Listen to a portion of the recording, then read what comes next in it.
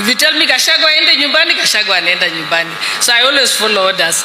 Ladies and gentlemen, Gladys Boss Shollei, the women rep of Gachagua County, and the Speaker, Deputy Speaker of the National Assembly, has spilled the beans about Honorable Gachagua's impeachment.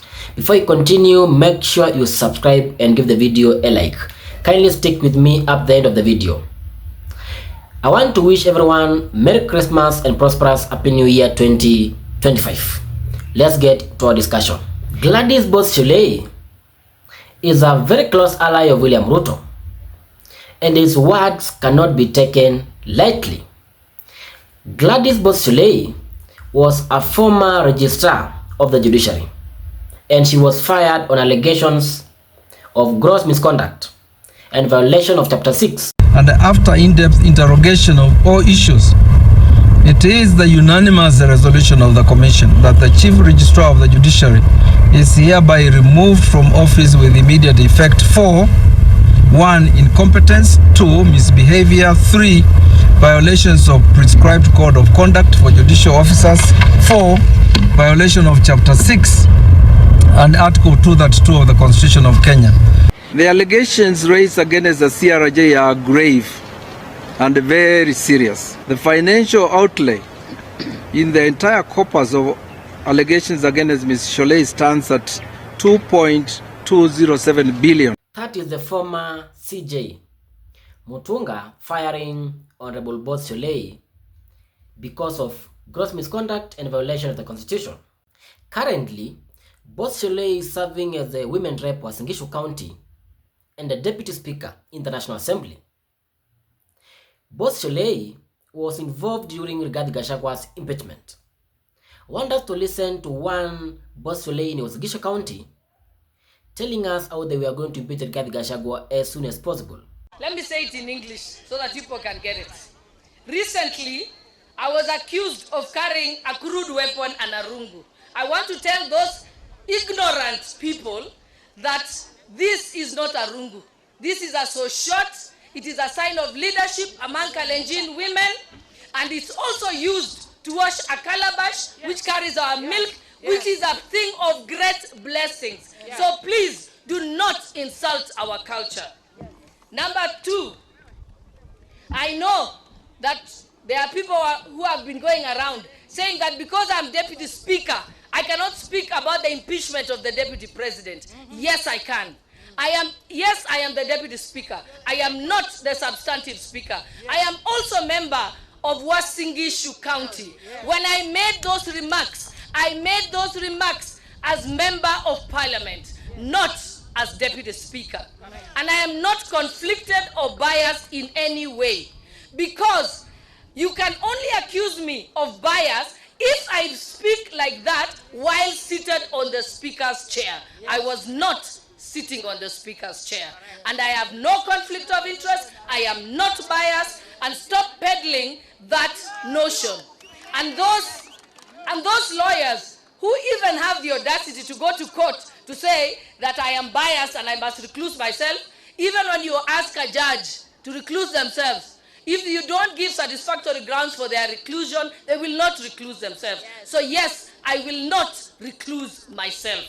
And I shall continue to speak as Member of Parliament of Uasin Gishu County, and I'm also the Member of Parliament of His Excellency the President. Yes. And if he has a problem, I have a right to speak up on his behalf. Yes. He voted for me, yes, and I have no apologies to make. I also want to say that the issue of impeachment, yes, is envisaged in our Constitution. A president can be impeached, a deputy president can be impeached, a minister can be impeached. It is provided for. It was envisaged in the Constitution. It is not manufactured by members of Parliament. So therefore, there is no need to apologize to members of Parliament. A motion was brought, and the members will look at it.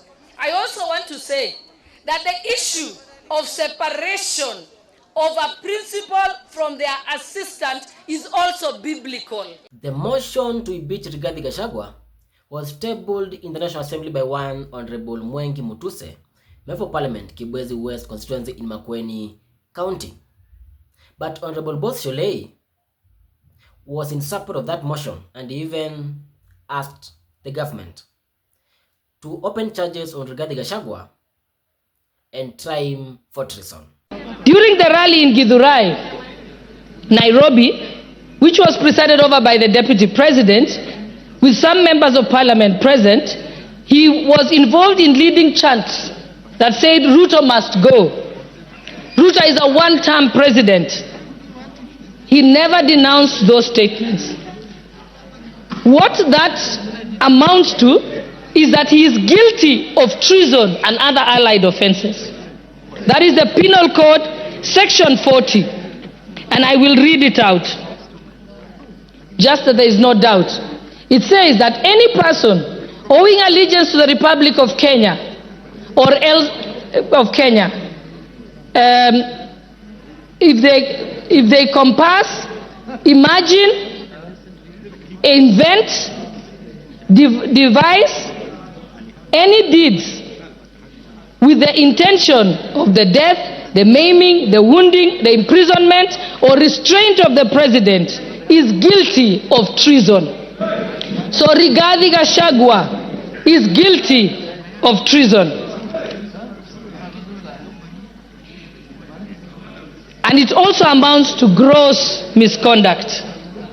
So the Deputy President cannot therefore expect to remain in his office as Deputy President when his party, to efforts to remove the President, to undermine the President, and to campaign against the President. His tenure as a principal assistant is not tenable by any interpretation or meaning.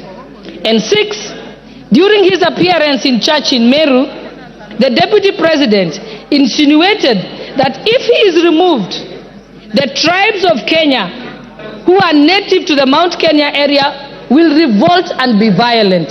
Again, that is treason and other allied offenses.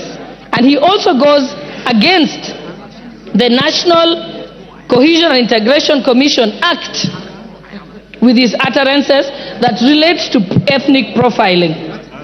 And even as late as yesterday, if I had any doubt in my mind that Rigathi Gachagua must be impeached and removed from office as Deputy President of the Republic of Kenya, he made it very, very clear yesterday. Fellow Kenyans, it is very clear in our constitution that the charges for treason are punishable by death or life imprisonment.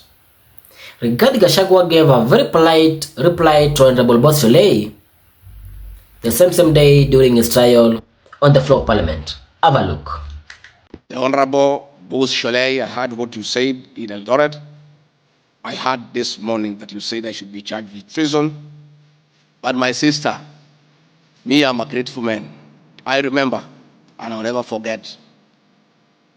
During the last administration, when I was arrested on fabricated charges for studying with President William Ruto against the wish of the government at that time, Gladys Boss Shollei came and sat with me at DCI headquarters, brought me tea, brought me lunch, sat with me, comforted me.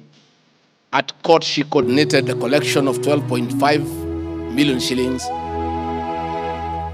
as my cash bail. She came to see me in Gigiri for 4 days and had very kind words for me. Despite what you have said, my sister, I do remember that one good thing that you did for me, and I'll love you and cherish you for the rest of my life. President William Ruto has always avoided that question about Honorable Rigathi Gachagua's impeachment. And very close allies of William Ruto alluded that it was the misconduct of Rigathi Gachagua that led to his impeachment. But during an event in Uasin Gishu County, Kapseret constituency, Honorable Boss Shollei opened up and told us everything in broad daylight. Boss Shollei is telling us that impeachment of Rigathi Gachagua was a directive from above. You know, I'm one of these people, I'm told to speak briefly, I speak briefly. Your Excellency, I'm your loyal foot soldier. When you tell me speak briefly, I speak briefly. If you tell me Gachagua ende nyumbani, Gachagua anaenda nyumbani. So I always follow orders, and I will follow those orders today, and therefore I'll be very brief. I've just come to say thank you, Your Excellency, for supporting this church. I also want to say thank you very much to Honorable Sudi, who spearheaded the construction of this church. Thank you very much, Engineer Daktari. We appreciate you. And also I just want to say thank you to the clergy for praying for us, for always supporting the government, and for always protecting the president. We also want to thank God for our president. And I think the congregation, we must know that if this country does not transform under William Ruto, it will never transform. Ladies and gentlemen, the body language of Oscar Sudi and President William Ruto speaks volume about Honorable Boss Shollei's speech in that event. They seem to be very uncomfortable about Boss Shollei's utterances on regarding Gachagua's impeachment. Hapo Boss Shollei alichoma. And Kenyans have come online to accuse Honorable Boss Shollei and President William Ruto for unlawfully impeaching Rigathi Gachagua on their political benefits and personal gains. Have a look. Nina swali. Huko kanisani mnakokwenda kutoa sadaka kubwa kubwa ambazo hata si za maana hamtumikiwa Kenya. Hawa wachungaji wenu mabishopu hawakuwasomea kitabu cha Luka 8 mstari wa 17 ya kuwa hapana siri ama chochote kilichofichwa kitakuja kujulikana? Ama they missed that part for some reason. Tandika kumbuka, sio wote wamuitao Bwana Bwana watauona ufalme wa mbinguni. Sasa nyi kanisani endeni. Yeah. But the end game is you have to serve Kenyans. Uko kanisani mnakoshinda hakufanyi any difference. Ndo kuna worsen even the situation. Ladies and gentlemen, in the political space, there are no accidents. Honorable Boss Shollei is an experienced politician. And I think those utterances were not in vain. William Ruto is a very sharp politician. William Ruto is very calculative. And remember, Rigathi Gachagua has some court cases about his impeachment. They'll be mentioned earlier next year, I think January on 25th. And Honorable Boss Shollei's speech will be played in the courts to try and free Rigathi Gachagua out of the impeachment saga. President William Ruto is determined to divide the votes in the Mount Kenya region. That Boss Shollei's speech will free Rigathi Gachagua, and Rigathi Gachagua will complicate the formation in the opposition. Currently, Rigathi Gachagua is trying to work with Kalonzo Musyoka, and Kalonzo is assured of the backing of the votes in the Gema communities. William Ruto has realized that Honorable Rigathi Gachagua can actually deliver these Mount Kenya votes to one of the opposition candidates, and that will complicate William Ruto's re-election. There are plans to free Rigathi Gachagua from the impeachment saga. And I want you to note, next year is going to be the defining year of the political alignments and arrangements as we go to 2027 general election.